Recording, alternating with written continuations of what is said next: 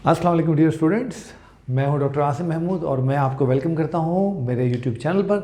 और आप देख रहे हैं डॉक्टर आसिम लेक्चर सीरीज़ और हम लोग बात कर रहे हैं जनरल एनाटॉमी की। लास्ट टाइम आपने और मैंने डिस्कस किया था लिम्फेटिक सिस्टम और बहुत ज़बरदस्त आप लोगों ने उसको रिस्पॉन्स दिया, थैंक यू वेरी मच। काफ़ी सारे बच्चे मुझे काफ़ी टाइम से कह रहे थे कि मैं उनको कार्डियोवैस्कुलर सिस्टम के बारे में कुछ बताऊँ, तो आज आप लोगों का हुक्म मेरे सर आँखों पे। तो ये कार्डियोवैस्कुलर सिस्टम आज मैं आपके साथ डिस्कस करूँगा। अच्छा, अभी चूंकि हम चीज़ें जनरल एनाटॉमी के पर्सपेक्टिव में डिस्कस कर रहे हैं तो हम चीज़ों को बहुत ज़्यादा इन डेप्थ डिटेल में जाके स्टडी नहीं करेंगे।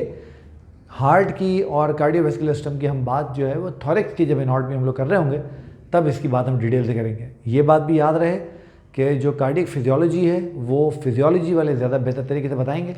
हम जब डिस्कस करेंगे तो हम हार्ट के स्ट्रक्चर की बात करेंगे, ठीक है। ऑलराइट, तो हम लोग शुरू करते हैं और देखते हैं कार्डियोवैस्कुलर सिस्टम क्या है। तो what is cardiovascular system? Is a system which is made up of heart and blood vessels. याद रखिए, बेसिकली जो कार्डियोवैस्कुलर सिस्टम है ये हमारी बॉडी का ट्रांसपोर्टिव सिस्टम है, ठीक है। अभी डिटेल में इसकी बात करते हैं, थोड़ा हमें टाइम लगेगा बट इसको आज देखते हैं और इसको इंशाल्लाह इस वीडियो में पूरा करके इसको इसके एंड तक पहुंचाते हैं। Right, now it is system which comprises of two systems. अब ये एक सिस्टम के अंदर हमारे पास दो सिस्टम होते हैं, एक हमारा सर्कुलेटरी सिस्टम है और दूसरा हमारा लिम्फेटिक सिस्टम है। देखें, सर्कुलेटरी सिस्टम में लिम्फेटिक सिस्टम तो हम लोग पढ़ चुके, सर्कुलेटरी सिस्टम हमें पढ़ना है। अच्छा, इससे पहले कि मैं सर्कुलेटरी सिस्टम आपको पढ़ाऊँ, मैं आपको एक छोटी सी असाइनमेंट देता हूँ जो मैं आपको वीडियो के नेक्स्ट पार्ट में बताऊँगा। आपने ये गौर करना है कि सर्कुलेटरी सिस्टम को सर्कुलेटरी सिस्टम क्यों कहा जाता है, ठीक है। ये बात आपने जो है वो तब तक फाइंड आउट करनी है जब तक मैं आपको बता नहीं देता। अच्छा, अब ये जो सर्कुलेटरी सिस्टम है ये बनता है ब्लड से। ब्लड आप फिजियोलॉजी में पढ़ेंगे, एनाटॉमी में हम लोग ब्लड को सच को खास डिस्कस नहीं करते, हिस्टोलॉजी में थोड़ी सी उसकी हिस्टोलॉजी की हम लोग बात ज़रूर करते हैं। इसमें होती हैं ब्लड वेसल्स। ब्लड वेसल्स की बात मैं आपसे करूंगा, ये मैंने आपके लिए इससे कुछ चार्ट भी बना रखा है, डायग्राम भी हम बनाते हैं। और उसके साथ इसमें होता है हार्ट। हार्ट का मैं एंड में थोड़ा सा आपसे बात करूंगा, फिर डिटेल में हम हार्ट को डिस्कस करेंगे जब हम थोरेक्स को स्टडी कर रहे होंगे। अच्छा, ये बड़े मज़े की बात है, मैं बच्चों से अक्सर डिस्कस करता हूँ। आपको पता है हमारी ज़िंदगी की 3 टांगें हैं जिन पे वो चलती है। वो जैसे बच्चे वाली साइकिल नहीं होती है, 3 पहिए वाली साइकिल, उनमें से एक भी पहिया अगर टूट जाए तो साइकिल चल नहीं पाती है। तो बिल्कुल इसी तरीके से हमारी ज़िंदगी में भी 3 सिस्टम ऐसे हैं जिनकी जो इम्पोर्टेंस है वो बहुत ज़्यादा है। उनमें से कोई एक भी अगर डिफेक्टिव हो गया, डैमेज हो गया तो हम लोग काम नहीं कर सकेंगे। और वो सिस्टम कौन कौन से हैं? एक हमारा है नर्वस सिस्टम, ब्रेन, दूसरा है हमारा रेस्पिरेटरी सिस्टम, हमारा ब्रीथिंग का सिस्टम, और तीसरा है हमारा कार्डियोवैस्कुलर सिस्टम। इसलिए इन 3 सिस्टम में से कोई भी सिस्टम अगर फेल होता है तो हमारी स्पॉन्टेनियस इंस्टेंटेनियस डेथ हो जाती है। आपको पता है अगर किसी का गुर्दे फेल हो जाएँ कि रीनल फेलियर में चला जाए तो वो मरता नहीं है। We have time to dialyse him और ट्रांसप्लांट द किडनी। किसी का लिवर फेल हो जाए वो एकदम नहीं मरता, किसी को स्टमक में कुछ हो जाए वो नहीं मरता, अल्लाह ना करे कोई ब्लाइंड हो जाए, कोई और बात हो जाए, लोग मरते नहीं हैं। बट अगर ब्रेन को कुछ हुआ, हार्ट को कुछ हुआ या लंग्स को कुछ हुआ, इंस्टेंटेनियस डेथ हो जाएगी, देयर इज नो सर्वाइवल। अच्छा, अब सबसे पहले जो हमने बात करनी है सर्कुलेटरी सिस्टम, मैंने आपको बताया ब्लड को हम डिस्कस नहीं करेंगे, पहले ब्लड वेसल्स की बात करते हैं और फिर हम थोड़ी सी ना हार्ट की मैं आपको कुछ बातें बताता हूँ, ज़्यादा नहीं, थोड़ी सी, वो फिर थोरेक्स में देखेंगे उसको। तो पहले हम बात करते हैं ब्लड वेसल की। देखें कितनी खतरनाक मैंने एब्रीविएशन बनाई है इसकी, BV। हाँ, बहुत ख़तरनाक एब्रीविएशन है। तो जिस चीज़ की एब्रीविएशन इतनी खतरनाक है, सोचें वो खुद कितनी खतरनाक होगी। खैर, तो ब्लड वेसल्स क्या होती हैं? Blood vessels are tubular organs. ये ट्यूब की तरह के ऑर्गन्स हैं और ये हमारी पूरी बॉडी के अंदर फैले हुए हैं। मैंने कहीं पढ़ा था, मुझे एग्जैक्ट वो याद नहीं आ रहा है, नहीं तो मैं आपको रेफरेंस भी कोड कर देता। मैंने कहीं पढ़ा था कि अगर हम अपनी बॉडी की ब्लड वेसल्स को, मतलब आर्टरीज, वेन्स, कैपिलरीज सबको मिला लें और उसको एक सीधी लाइन में ड्रॉ करें तो it will cover the area of 700 miles. 700 miles मतलब बहुत होते हैं, मुझे अब याद नहीं आ रहा मैंने कहाँ पढ़ा था, मैंने कहीं पढ़ा था। खैर, और ये कैरी करती है, लेके आती है और जाती है ब्लड को थ्रू आउट द बॉडी। तो बॉडी में कहीं भी हमें ब्लड भेजना होगा तो हम ब्लड वेसल के थ्रू भेजेंगे, कहीं से ब्लड लेना होगा तो ब्लड वेसल के थ्रू लेंगे। तो ब्लड वेसल 3 टाइप की होती हैं, आर्टरीज, वेन्स और कैपिलरीज। अब आर्टरीज को और वेन्स को याद करने का जो सबसे परफेक्ट तरीका है, सबसे परफेक्ट तरीका वो क्या है कि इनको कंपैरिजन में याद किया जाए। तो मैं पहले आपके साथ इनके फीचर डिस्कस करता हूँ। ये वाला पार्ट में इसका मिटा लेता हूँ, मैं एक आर्टरी की डायग्राम बना लेता हूँ, एक वेन की बना लेता हूँ ताकि हमें समझ आए और हम साथ साथ उसको देखते भी जाएँ। देखें, अब आर्टरी आप इंटरमीडिएट के लेवल पे ये पढ़ के आते हैं कि आर्टरीज वो ब्लड वेसल्स होती हैं जिनमें ऑक्सीजनेटेड ब्लड होता है। आपने याद रखना है ये डेफिनेशन पार्शियली सही है, ठीक है। तो आर्टरी की असल डेफिनेशन क्या है? They are the blood vessels which carry blood away from heart. ये ब्लड को हार्ट से दूर लेके जाती है, ठीक है। तो वेन इसको उलट करते हैं, जो आर्टरी का फीचर पढ़ेंगे वेन उसके उलट होगी। तो वेन क्या होगी? These are the blood vessels which carry blood towards heart, जो ब्लड को वापस पूरी बॉडी से घुमा फिरा के हार्ट के पास लेकर आती हैं। Now it usually transported oxygenated blood, आमतौर पे आर्टरीज में ऑक्सीजनेटेड ब्लड होता है। आपको पता है 2 इसके एक्सेप्शन हैं। एक तो आपने पढ़ा था जब आप इंटरमीडिएट के लेवल पे थे, and there the pulmonary arteries जिनमें डीऑक्सीजनेटेड ब्लड होता है। और दूसरी इसकी जो एक और एक्सेप्शन है वो है अम्बिलिकल आर्टरीज। तो जब डेवलपमेंट हो रही होती है और अम्बलाइकल कॉर्ड आपको पता है प्लेसेंटा डेवलप होती है, तो अम्बलाइकल कॉर्ड के अंदर जो अम्बलाइकल आर्टरीज होती हैं उनके अंदर भी डीऑक्सीजनेटेड ब्लड होता है। इसी तरीके से जो हमारी वेन है, they usually transported oxygenated blood accept pulmonary vein and umbilical when. तो जो हमारी वेन्स होती हैं वो आमतौर पर डीऑक्सीजनेटेड ब्लड को कैरी करती हैं, तो पल्मोनरी वेन और अम्बलाइकल वेन जो है वो उसकी एक्सेप्शन है। जब हम इनको देखते हैं तो ये बहुत ज़्यादा इलास्टिक होती हैं। जब आप इसकी हिस्टोलॉजी पढ़ेंगे तो आपको पता लगेगा कि इनको इलास्टिक होना बहुत ज़्यादा ज़रूरी क्यों है और उसकी रीज़न है। और रीज़न क्या है? अगर ये इलास्टिक नहीं होंगी तो हार्ट जो ब्लड को कंटिन्यूसली इनमें पंप कर रहा है ये बस्ट हो जाएंगी अगर ये इलास्टिक नहीं हुई तो। और इसी इलास्टिसिटी की वजह से they are pulsatile in nature. आप इसको ऐसे इमेजिन करें कि ये वेसल का ल्यूमेन है, यानी उसके अंदर खाली जगह है। जैसे ही पीछे से गश आता है ब्लड का, तो ये उस गश को एडजस्ट करने के लिए, उस वॉल्यूम को एडजस्ट करने के लिए एक्सपेंड हो जाती हैं ऐसे। जब वॉल्यूम चला जाता है तो रिलैक्स हो जाती हैं, फिर पीछे से वॉल्यूम आता है, फिर एक्सपेंड हो जाती हैं, फिर रिलैक्स होती हैं, फिर एक्सपेंड हो जाती हैं, फिर रिलैक्स हो जाती हैं। तो ये जो एक्सपेंशन और रिलैक्सेशन है ये हमें पल्स की सूरत में फील होती है। तो जो आर्टरीज होती हैं बेटा, they are pulsatile in nature, ये हमें धड़कती हुई महसूस होती हैं, ठीक है। वेन्स कभी पल्सटाइल नहीं होती, दे आर पुअरली इलास्टिक, इनमें बहुत कम इलास्टिसिटी होती है। और उसकी रीज़न क्या होती है कि वेन तक पहुँचते पहुँचते ब्लड का प्रेशर बहुत कम हो जाता है और इसीलिए ये कभी भी आपको पल्सटाइल महसूस नहीं होती। जब हम आर्टरी को देखेंगे, मैं आपके सामने अगर आर्टरी का यहाँ डायग्राम बनाने की कोशिश करूँ, वैसे तो उसको बहुत डिटेल में हम लोग हिस्टोलॉजी में भी पढ़ेंगे, मगर यहाँ मैं थोड़ा सा आपके साथ इसकी बात कर लेता हूँ। देखिए होगा क्या, अगर मैं आर्टरी का आपके सामने डायग्राम बनाऊंगा तो आर्टरी का डायग्राम बनेगा इस तरह से। ये देखिए इस तरह से, तो ये पूरी इसकी वॉल है और आप देख रहे हैं इसकी वॉल कितनी ज़्यादा थिक है, कितनी मोटी है, ठीक है। फिर इसकी वॉल के 3 लेयर होते हैं, दे आर कॉल्ड ट्यूनिका। और कौन कौन ट्यूनिका होते हैं? सबसे अंदर वाला इंटरना, सबसे बाहर वाला एक्सटर्ना और दरमियान वाला मीडिया। वो हिस्टोलॉजी में डिटेल बात करेंगे उसकी, ठीक है। और ये जो बीच वाली खाली जगह है, ये वो जगह है जहाँ से ब्लड ने फ्लो करना है, और जिस जगह ब्लड फ्लो करता है इस जगह को हम ल्यूमेन कहते हैं। तो आप देखें वॉल कितनी थिक है, ये सारी इसकी इतनी थिक इसकी वॉल है, ये पूरी की पूरी आर्टरी की थिक वॉल है और बहुत इलास्टिक है। और ये जो इसका सेंटर वाला जो पार्ट है, यहाँ से ब्लड फ्लो कर रहा है, ये इसका ल्यूमेन है। इसके बरक्स अगर मैं यहाँ पर बनाऊँगा वेन को, तो वेन देखें ऐसे बनेगी। ये वेन होगी, बहुत पतली इसकी वॉल होगी, बहुत पतली इसकी वॉल होगी इस तरह से, और बहुत बड़ा इसका जो है वो ल्यूमेन होता है, ठीक है। तो जब हम आर्टरी को वेन के साथ कंपेयर करते हैं तो आर्टरी थिक वॉल्ड होती हैं, वेन थिन वॉल्ड होती हैं। आर्टरी का ल्यूमेन नैरो होता है क्योंकि इसकी वॉल थिक है तो ल्यूमेन नैरो हो जाएगा, जबकि इसका जो ल्यूमेन है वो ब्रॉड हो जाएगा। एक और बात बहुत इंपॉर्टेंट जो याद रखनी है, जो बच्चे बहुत गड़बड़ करते हैं और आप लोगों ने बिल्कुल नहीं करनी है, आर्टरी डिवाइड होती है और डिवाइड होकर ब्रांचेज देती है। क्या मतलब हुआ? Let suppose this is an artery, ये आर्टरी जब आगे चली जाएगी तो इट विल स्टार्ट डिवाइडिंग, ये डिवाइड होगी और छोटी छोटी आर्टरीज जो है वो बनाना शुरू कर देगी, ठीक है। यानी अगर मैं यहाँ पर एरो लगाऊंगा तो यहाँ पर एरो की डायरेक्शन ऐसे होगी, यहाँ पर एरो की डायरेक्शन ऐसे होगी, इस तरह से होगी, ठीक है। वेन्स क्या होती हैं? छोटी छोटी वेन्स आपस में मिलती जाती हैं और बड़ी वेन्स बना लेती हैं। क्या मतलब हुआ? मतलब ये हुआ कि ये एक वेन थी, इसके बाद कि कंबाइन हुई दूसरी वेन, और ये एक थोड़ी बड़ी वेन बन गई, फिर इसके बाद कंबाइन हुई एक और वेन, ये और बड़ी वेन बन गई, फिर एक और वेन आके कंबाइन हुई, ये एक और वेन बन गई, इस तरह से। तो इसकी जो डायरेक्शन होगी, इसकी डायरेक्शन इस ऐसे होगी। तो यहाँ पर बड़ी वेसल डिवाइड होकर ब्रांचेज दे रही है और यहाँ पर छोटी छोटी ब्रांचेज मिलके बड़ी वेन बना रही हैं। अब आपने याद रखना है कि वेन की जो ब्रांच होती है इसको ब्रांच नहीं कहते, इट्स कॉल्ड ट्राइब्यूटरी। इसको क्या बोलते हैं? ट्राइब्यूटरी। तो यहाँ पर ये डिवाइड होती है, ब्रांचेज देती है और ये ट्राइब्यूटरी इसको रिसीव करती है, ठीक है। जब हम आर्टरीज को देखते हैं तो आर्टरीज आर ऑफ 4 टाइप्स, और वो कौन कौन सी होती हैं? Large artery, medium artery, small arteries and arterioles. इसके बरक्स जब हम वेन को देखते हैं तो वेन 3 टाइप की होती हैं, venules, medium vein and large veins, ठीक है। अच्छा, अब इसमें ना आर्टरी और वेन में बहुत सारे फीचर और भी हो सकते हैं जिनकी बात की जा सकती है। मिसाल के तौर पे मैं अगर यहाँ पर एक पॉइंट लिखूँ, चलें मैं ऐसा करता हूँ, इसको मिटा के आपके लिए 1-2 पॉइंट और लिख देता हूँ ताकि आप याद रखें।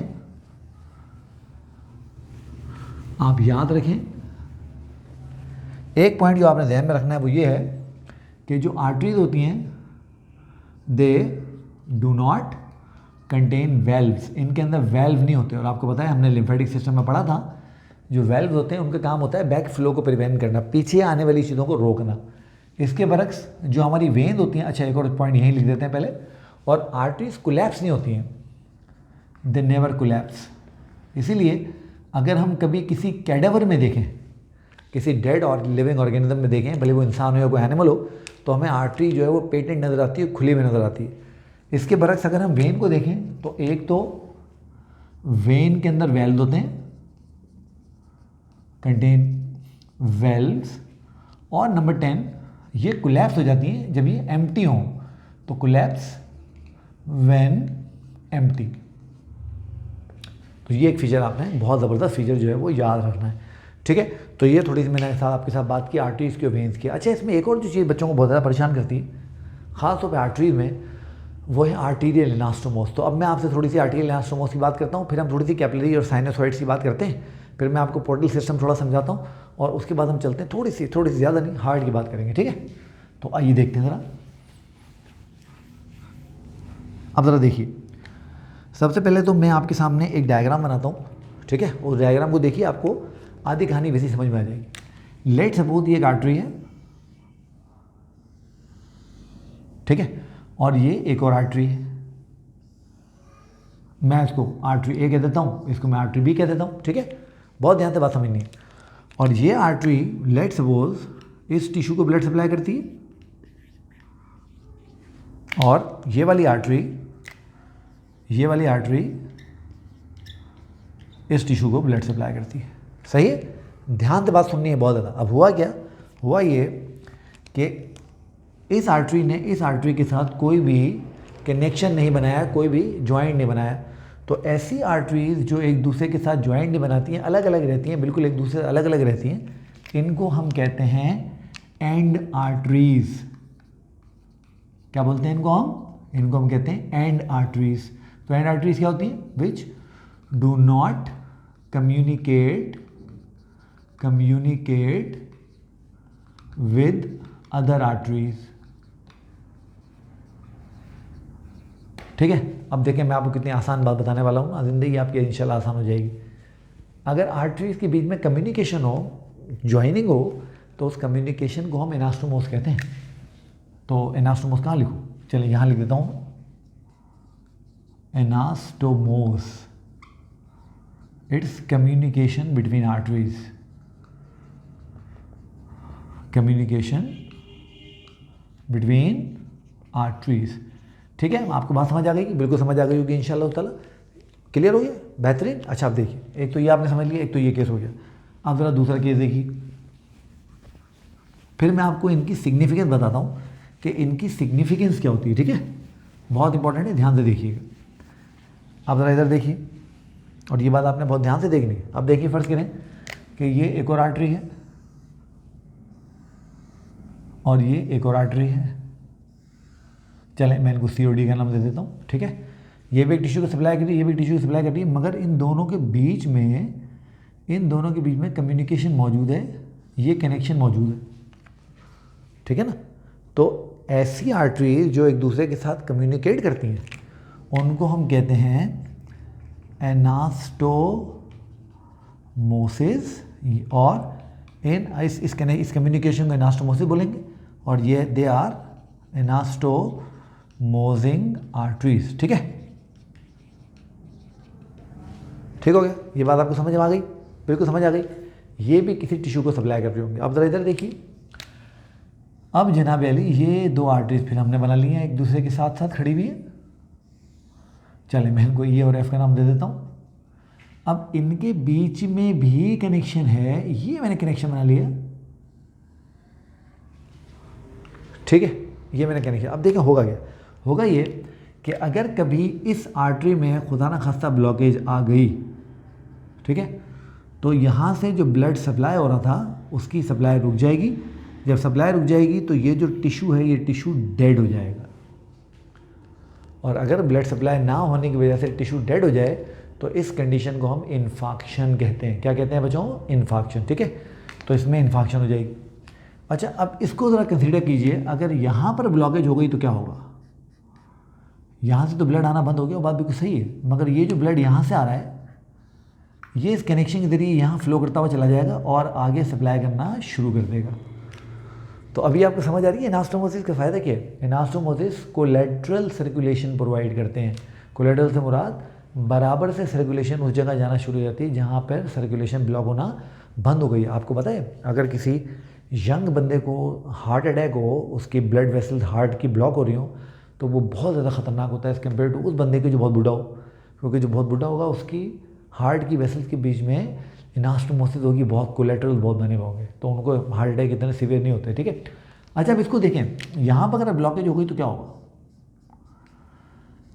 अब देखिए, यहाँ कनेक्शन तो है, बिल्कुल है, मगर ये कनेक्शन इतना पतला नैरो है कि फंक्शनली ये किसी काम का कनेक्शन नहीं है। ठीक है, तो ये वाली आर्टरीज को हमने कहा एंड आर्टरीज, इनको हमने कहा एनास्टोमोसिस आर्टरीज, इनके बीच में एनास्टोमोसिस तो है मगर वो फंक्शनली किसी काम का नहीं है, तो हम इनको कह देते हैं फंक्शनल एंड आर्टरीज।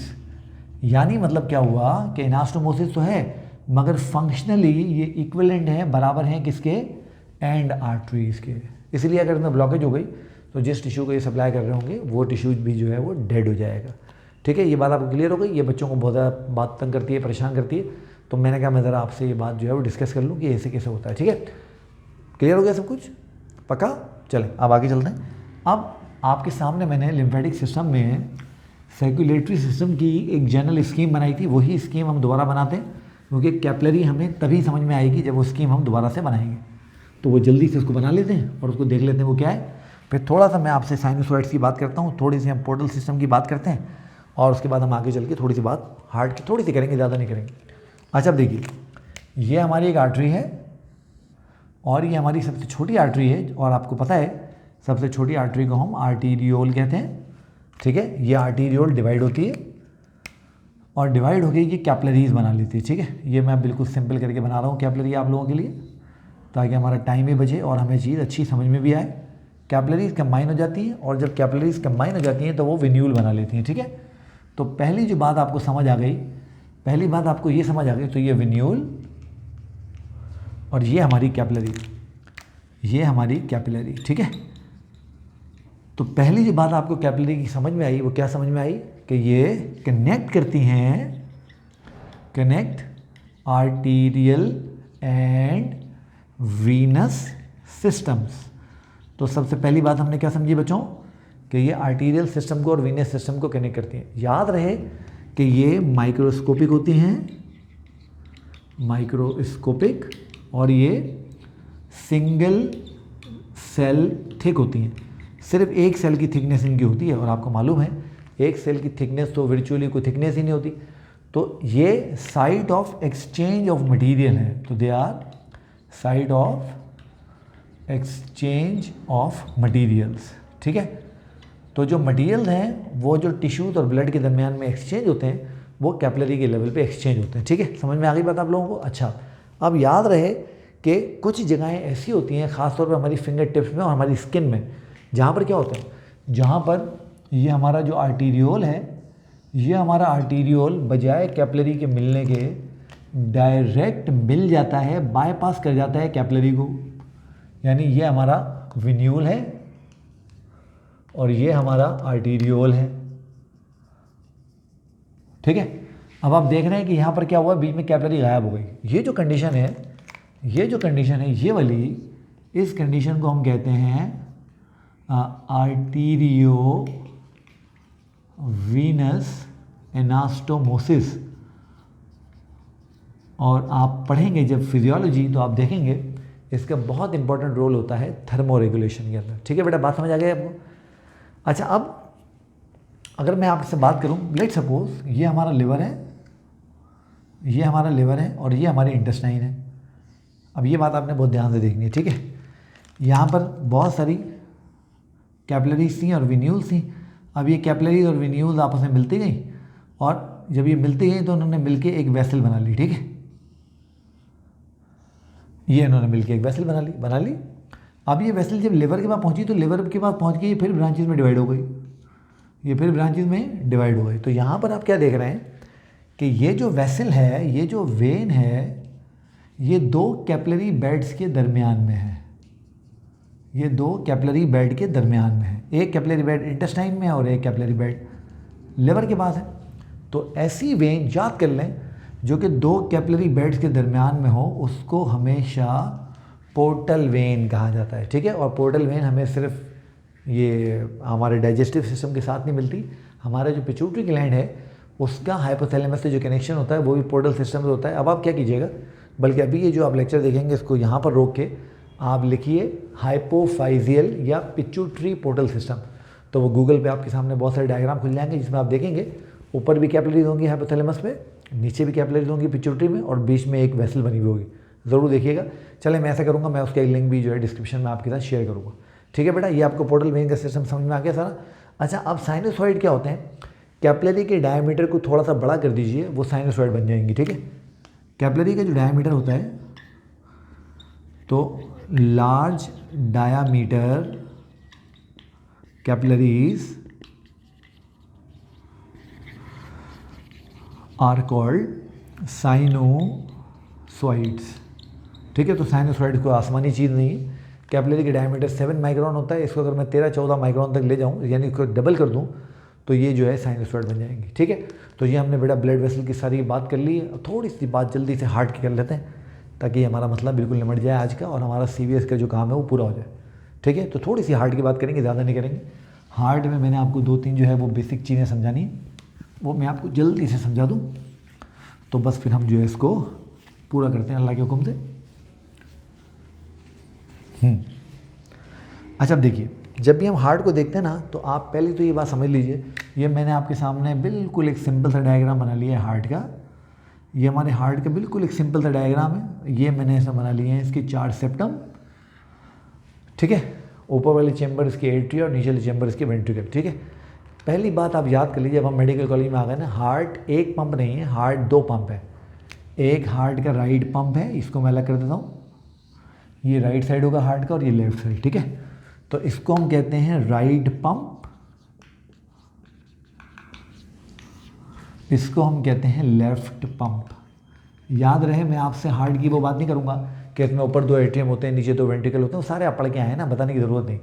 अब याद कर लीजिए कि राइट पंप होता है फॉर पल्मोनरी सर्कुलेशन,